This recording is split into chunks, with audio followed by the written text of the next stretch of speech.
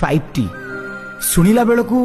कौन सी political speech ता भीतर इन्वॉल्व नहीं किंतु जेतेबेले 5T स्कूल रूपायन है ना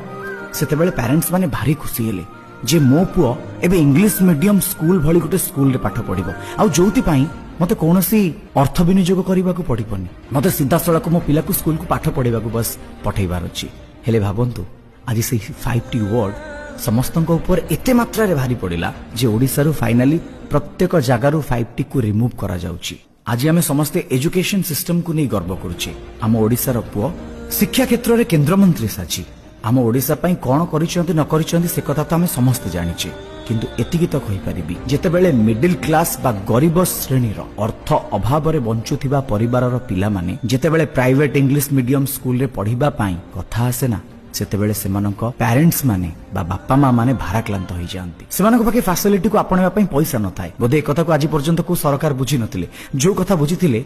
नवीन पटनायक सेति पई तो 5T स्कूल को रूपायन कले पिला मानकु फैसिलिटी देले जो वर्ल्ड क्लास फैसिलिटी बा जो टॉप ट्रेंडिंग फैसिलिटी आम ओडिसा रे थिबा 5T स्कूल रे मिलिला सेटा हुए तो भारत वर्ष रे थिबा कौनसी राज्यर सरकार करिबा पाई भी स्वप्न रे सुद्धा भाबी नथांती किंतु जहा आम सहित सक्सेसफुली एबे भी रन करूची हुए तो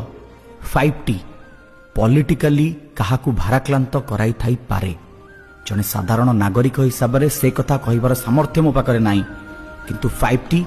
ओडिसा को जहा डेवलपमेंट देइची प्रत्येक ओडिसावासी मुख्यमंत्री नवीन पटनायक एवं तांको कर्म दक्षता और कर्मतत्परता को नहीं कार्तिक पांड्यान को सहित जहाँ भी आखि सामने लोक माने देखिछंती ना तार अत्यब उत्तर होउची केवल डेवलपमेंट आउ डेवलपमेंट।